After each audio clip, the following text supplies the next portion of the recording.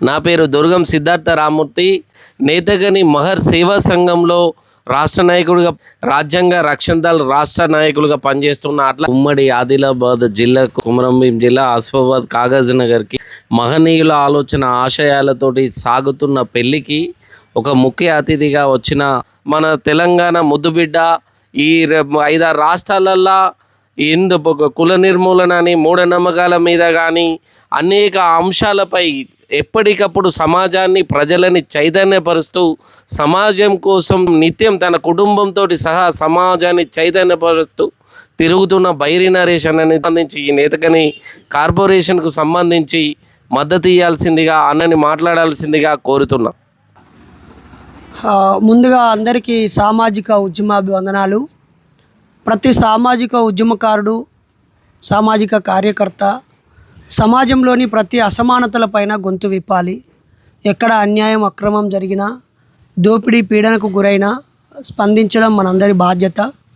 ఈ క్రమంలో నా ప్రయాణంలో నేత కాని కులానికి చెందినటువంటి కుల పెద్దలు, ఆ కులం నుంచి వచ్చిన మొదటి తరం విద్యావంతులు, ఉద్యమకారులు ఆ జాతి ఎదుర్కొంటున్న సమస్యల్ని కూలంకషంగా మా దృష్టికి తీసుకురావడం జరిగింది. నిజంగా హృదయ విదారకంగా ఉంది. త్యాగాల్లో ముందున్నారు, పోరాటాల్లో ముందున్నారు, వ్యవసాయం చేయడంలో ముందున్నారు. బాబాసాహెబ్ను అందించిన ఒక జాతి ఈరోజు తమ హక్కుల కోసం రోడ్డు మీదకి వచ్చేటువంటి పరిస్థితి ఎదురైంది. అడుగడుగున అడవిని నమ్ముకొని, భూమిని నమ్ముకొని వ్యవసాయం చేస్తూ జీవిస్తూ నలుగురికి ఆహారం పెడుతూ ఒక రైతన్నలుగా ఉన్నటువంటి నేత కాని కులం ఈరోజు ఆ భూమిపై హక్కు కలిగి ఉండకపోవడం అనేది నిజంగా చాలా విచారకరం. భారత రాజ్యాంగ ఫలాలు అందరికీ అందాలి. మన రాజ్యాంగ మోటోనే ఒక సామాజిక న్యాయం పునాదుల మీద వచ్చింది. డైరెక్టివ్ ప్రిన్సిపల్స్లో కూడా మనకు అదే గోచరిస్తూ ఉంటుంది. కాబట్టి ప్రభుత్వం సంక్షేమ రాజ్యం. మరి గౌరవ ముఖ్యమంత్రి గారు గతంలోనే మాట ఇచ్చారు. ఆ వీడియోలు కూడా మిత్రులు మాకు పంపించారు.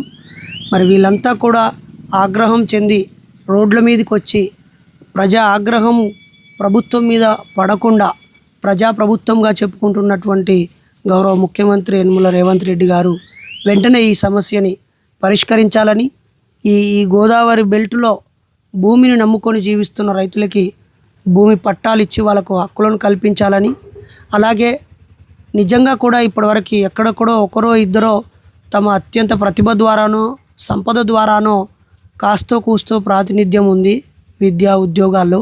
కానీ రాజకీయంగా వాళ్ళ పాత్ర చాలా ఉంది.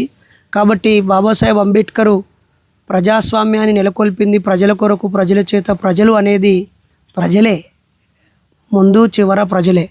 మరి ఇక్కడ కొంతమంది ప్రజలే ఉండటం అనేది ఆ మౌలిక సూత్రానికి చాలా దూరమైనది.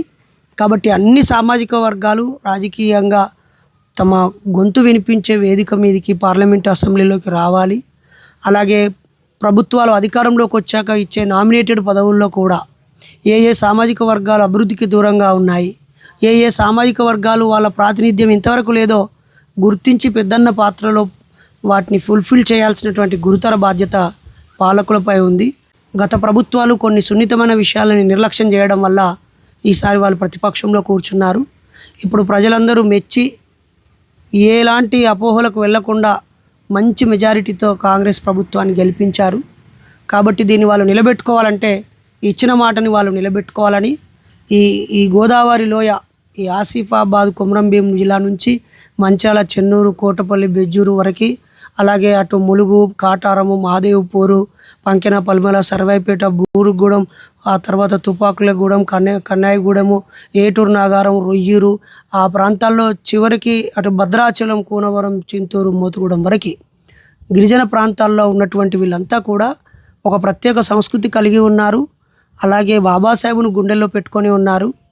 వాళ్ళని దయచేసి వాళ్ళకి భూమి హక్కులు కల్పించాలని, వాళ్ళకు సపరేటు కార్పొరేషన్ నెలకొల్పాలని, ప్రత్యేక నిధులు కేటాయించి దోపిడీ, పీడనకి, నిర్లక్ష్యానికి గురైన జాతులని అభివృద్ధిలోకి తీసుకురావాలని ఒక సామాజిక ఉద్యమకారుడిగా కోరుతున్నాను.